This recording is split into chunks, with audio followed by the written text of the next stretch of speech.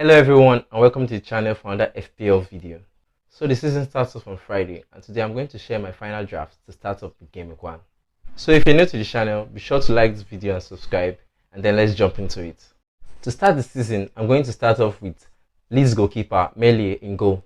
I particularly like the look of Melie in goal because he's one that has been known over the past 2 seasons he has played in the league for having a lot of saves. Though we know that Leeds' defense hasn't been quite good in the past 2 seasons, but Melie has been one known to cover for them, especially in times when they concede lots of shots. We could go for some matches and see that Melie has gotten extra 2 points from saves alone. Seeing that he has made over 140 saves for the past 2 seasons in a row is one that you find difficult to ignore, and I feel it's quite good for me to start on with him. Going over to defense, I have Trent Alexander-Arnold, Robertson, Cancelo and Cash.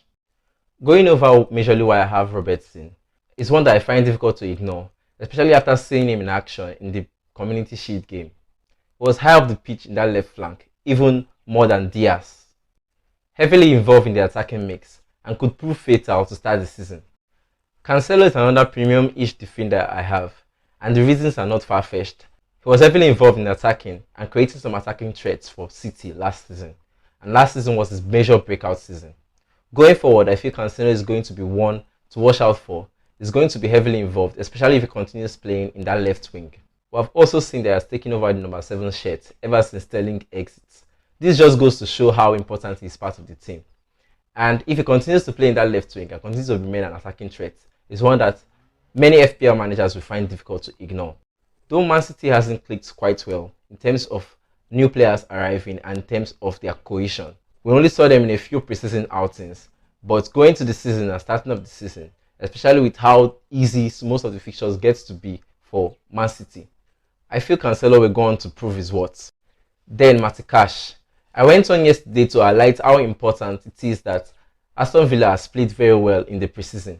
They've kept 3 clean sheets, and also they didn't lose any of their games in the preseason. Cash was highly influential last season for the club. And looking back at last season, I think at some point he scored 29 points in just a single game week. Cash as a wing back for Aston Villa is definitely going to be one that is highly involved in the game and the whole setup of the team. So I look forward to having him, especially with their first early round of fixtures. Over to the midfield. I couldn't have enough of Aston Villa yet, so I've gotten a budget player of 5 million, Bailey, for midfield position. Steven Gerrard went on to say in his press conferences in the preseason that having a player like Bailey, if he's fit, is definitely going to start and going to be involved in the mix. It's one player to watch out for, being on set pieces, and also if he's going to continue starting for the club, he's definitely one that's going to be involved. His price is not also very bad. Looking at his 5 million, I feel it's going to be offer enough value worth his price. And then there's Salah, who is likely to be my captain for Game Week 1. Yeah, there's the whole talk of Jesus being the captain for Game Week 1 and other players being the captain for Game Week 1. But I feel Salah playing against Fulham is one that a lot of managers are overlooking. Worth noting that Salah hasn't blanked in any of the Game Week 1 matches for the past 5 seasons. He's bound to get an attacking return against Fulham in that game. After seeing him in action for Liverpool in the Community Shield, I am definitely impressed by his gameplay, and I'm positive about how he's going to start this season. He's also on penalties, and definitely no one is taking that from him. Salah is like the king in that terms of Liverpool attack. And I feel is one that a lot of managers are making the mistake of overlooking to start this season. The other midfielders I have in my team are Maddison and Martinelli. I've got Maddison there because I'm a personal lover of him, and aside that, among the popular players in midfield who are priced at 8 million, he is one that keeps impressing.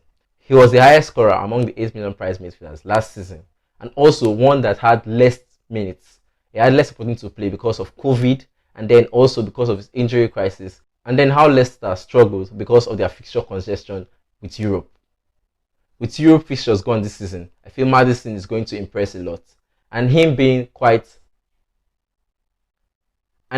known for overperforming his XG all the time is one player that I personally like the look of. Martinelli is there just because I would love to get an attacker from Arsenal. Just to know that I also own Gabriel Jesus. Martinelli has been one that has been heavily involved in the preseason action. He got 5 assists and 1 goal in this preseason period. I see Martinelli being one of the major attackers for Arsenal this season if he stays nailed on, and also if he stays fit. There have been talks of how he may likely be rotated with Smith Rowe, But I don't see this happening beginning the season because he has been heavily involved in part of the preseason period and has also been prolific. I don't see him going out of the way to getting goals, but he's definitely going to be involved in the attack somehow.